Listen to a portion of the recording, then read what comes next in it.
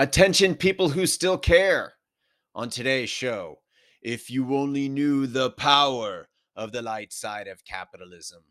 But before we get into that, I first want to tell my backstory real quickly. In 2008, I was financially ruined. I felt powerless, powerless to the circumstances that led up to the financial crisis, and powerless to prevent a similar crisis to happen in the future. I wanted to be a part of something bigger than myself. I wanted to move past the trauma that was created from becoming financially ruined. So in 2008, I joined the Barack Obama presidential campaign. And I did feel like I had some power. I had a voice by helping Obama get elected. However, this feeling, it didn't last very long, and it was completely eroded by the time the 2016 presidential campaign came along. And it made me realize that politics and politicians weren't going to solve this problem. They weren't going, it wasn't an avenue where I could feel like I was a part of something bigger than myself. And I certainly didn't feel healed from the trauma that was created 8 years ago. I remember reading a post on social media in 2016 about how corporations are evil, which made me think, corporations aren't evil. They're simply fulfilling their purpose. And their purpose is to maximize profits for their shareholders. This got me thinking. Well, it made me think about the this constant pressure that corporations feel to increase their quarterly profits. It made me think about all the unethical behavior, all the exploitative acts that were committed because of this pressure to increase their quarterly profits. My next thought was, well, how come there aren't any corporations that have a different purpose? And so I kind of went online, I Googled it, and I soon discovered something called a social enterprise. Now, these are organizations that are designed to use business strategies to solve social problems. Now, I didn't know what to do with this information, but it stuck in the back of my head of how maybe this is something I can be a part of, to be something bigger than myself, this social enterprise movement. Well, I didn't really do anything until 4 years later during the pandemic when that hit. Now I had some free time to do a deep dive in social enterprise. So I decided to do a limited series podcast called the Stakeholder Enterprise. And that's what I'm about to replay for you today. The first episode of this podcast of me exploring the world of social enterprise. And when I went down this road, it uncovered some really unexpected things for me. So, without further ado, here is the first episode of Stakeholder Enterprise. I don't participate in the national debate anymore because the one thing I've never heard anyone say is, I stand corrected.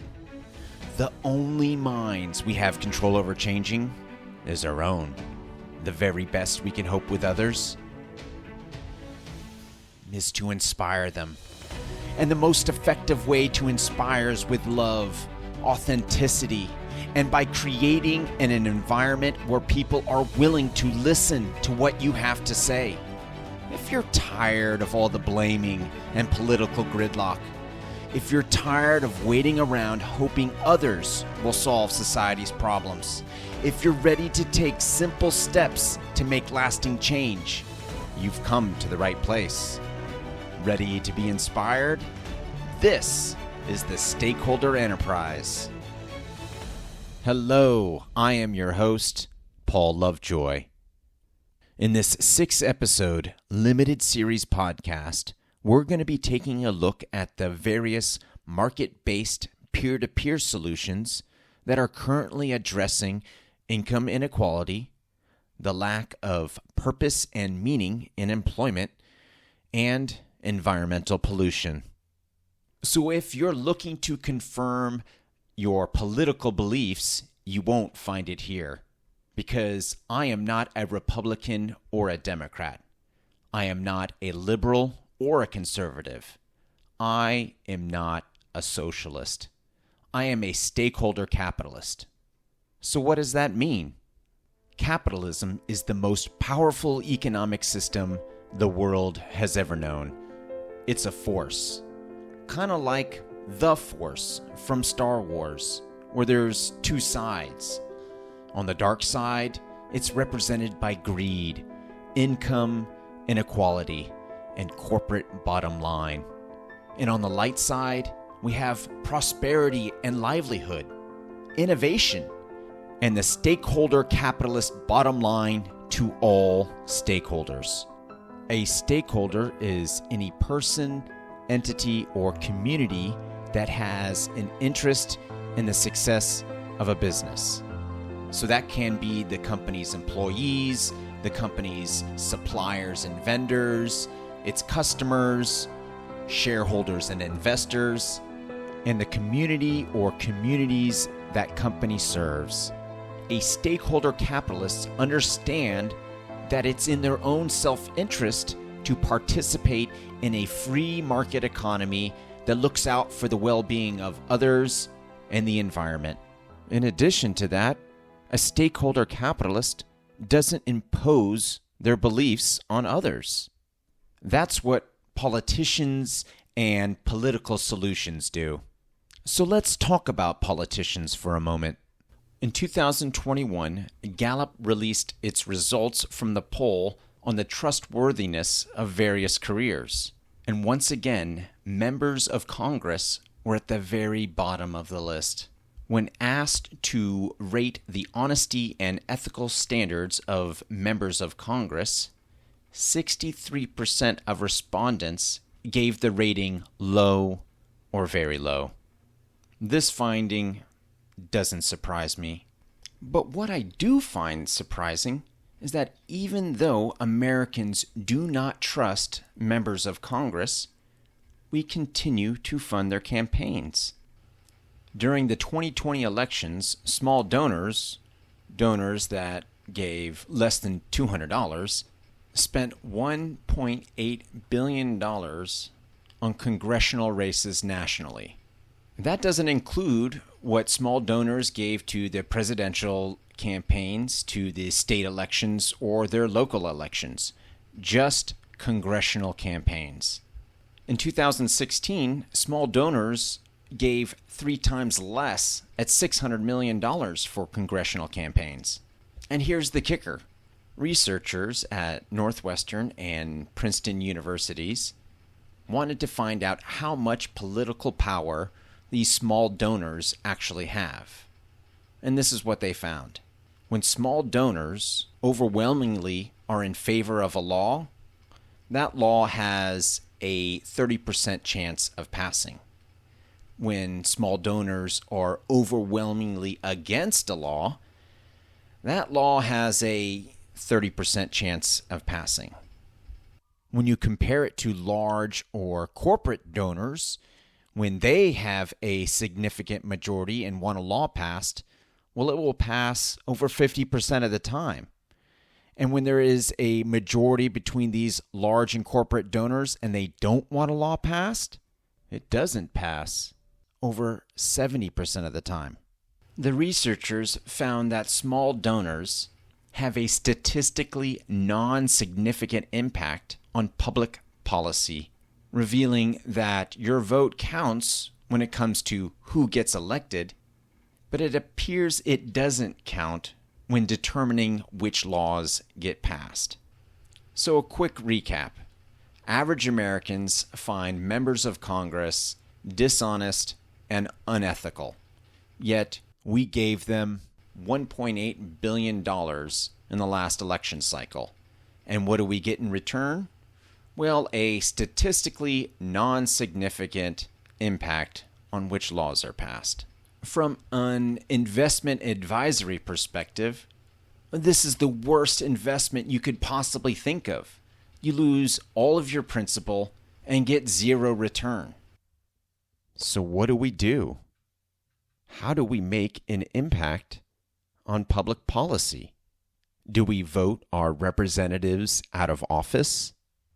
Well, according to the independent nonprofit Open Secrets, there are currently 449 former members of Congress who are either lobbyists or senior advisors for lobbying firms that go on to advocate for large and corporate donors. Do we post on social media with the hashtag #MyVoiceCounts? Or would we be just yelling into the void with no one listening? Do we continue to bury our heads in the sand and pretend like this problem doesn't exist? How about we just get discouraged and accept that to have an impact on public policy, we have to be a wealthy donor?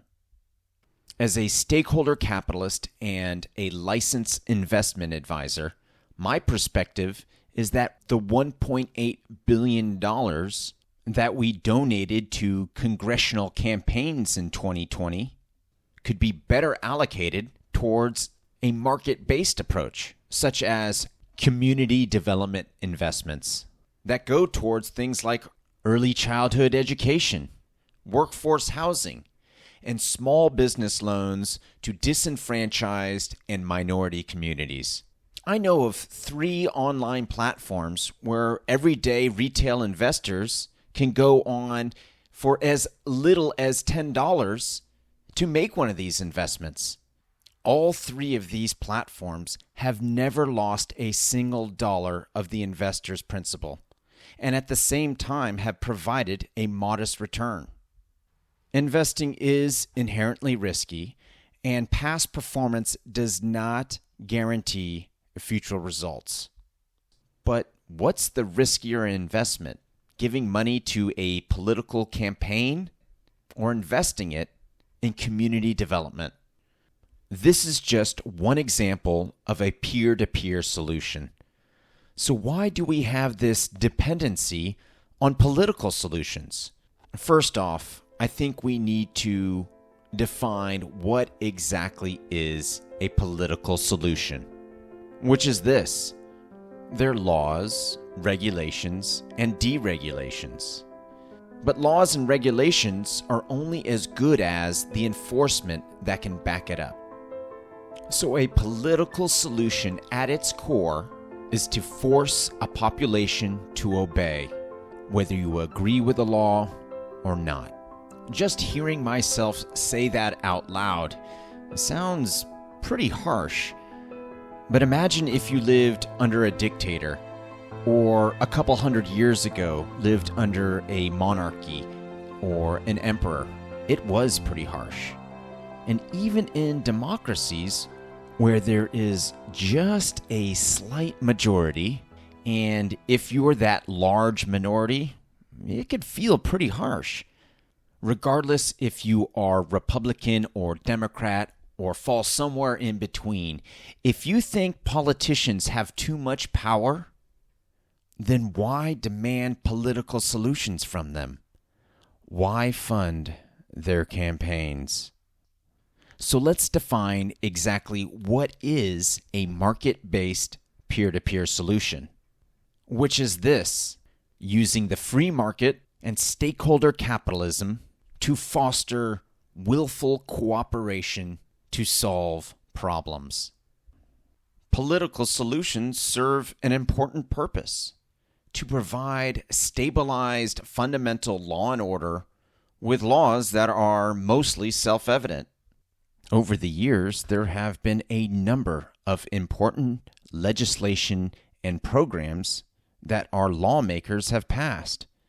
A few that I support are the CDFI Act of 1994, the Head Start Act of 2007, and all the technology and innovation that came from DARPA. Political solutions are still needed.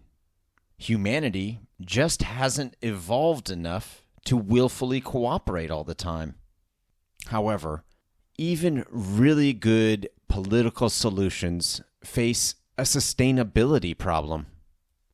Think about all the billions of dollars and decades of time, effort, and energy that went into abortion laws or gun laws or banking regulations with no clear winner in sight. Think about the Voting Rights Act of 1965 that protected historically vulnerable minority voters from voter suppression. Well, in 2013, the Supreme Court struck down a key component to the law, which was viewed by many as gutting the act. When you're working on a peer-to-peer solution, you don't have the desire, let alone time, to protest or debate a proposed law. Instead, you're focusing your effort and energy on eliminating the demand for the law in the first place, working for a cure and not just a treatment. In the 5 remaining episodes, we're going to take a closer look at stakeholder capitalism and the 4 main market-based approaches, which are, number 1, social enterprise, organizations that use business strategies to solve social problems. Number 2, impact investing, investing to generate both financial gain and positive, measurable impact. Number 3, circular economy, a way in which companies can be incredibly profitable and lucrative while being environmentally responsible at the same time. And number 4, community development financial institutions. These are banks, credit unions, loan funds, and venture capital firms that serve disenfranchised and poverty-stricken communities. None of these approaches require government funding. They all survive in the free market environment. In this limited podcast series, not only will we be learning about these different market-based approaches, but also some of the leaders that have pioneered these solutions. Men and women such as a former sailor who held the world record for the fastest solo sailing voyage around the globe, an aeronautical engineer turned Zen Buddhist baker, a group of activist investor Catholic nuns, and a former basketball apparel CEO.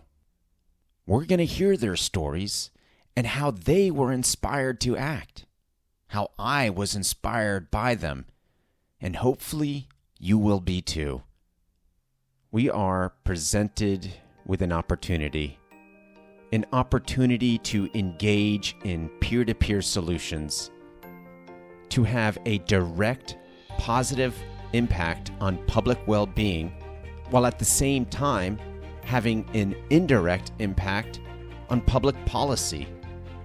This opportunity was presented to the world almost 100 years ago by the Mahatma Gandhi. He wrote on politics, and I quote, "If I seem to take part in politics, it is only because politics encircles us today like the coil of a snake, from which one cannot get out, no matter how much one tries. I wish, therefore, to wrestle with the snake." End quote. When it came to peer-to-peer solutions, he inspired the people of India to make their own clothes, to make their own salt. And if you couldn't, then to buy locally and not from imperial powers. He said, and I quote, "If we could change ourselves, the tendencies in the world would also change." End quote. In other words, instead of trying to force the change we wish to see in the world, let's be the change we wish to see in the world. Gandhi helped lead the people of India to independence because he understood when we look to government to solve our problems, we empower politicians. But when we look within to solve our own problems, we empower ourselves. My name is Paul Lovejoy. Thanks for joining me. Stakeholder Enterprise is a limited series podcast and an activist investment advisory firm. Our mission: to create a community of financial activists and to guide them into reforming our unjust financial system by being the change they wish to see in the world, so that the generation being born today will have a market-based economy that looks out for the well-being of ourselves, each other, and our planet's finite resources. If you'd like to discover the 3 steps to reforming our unjust financial system legally, ethically, and without confrontation, visit stakeholderenterprise.com.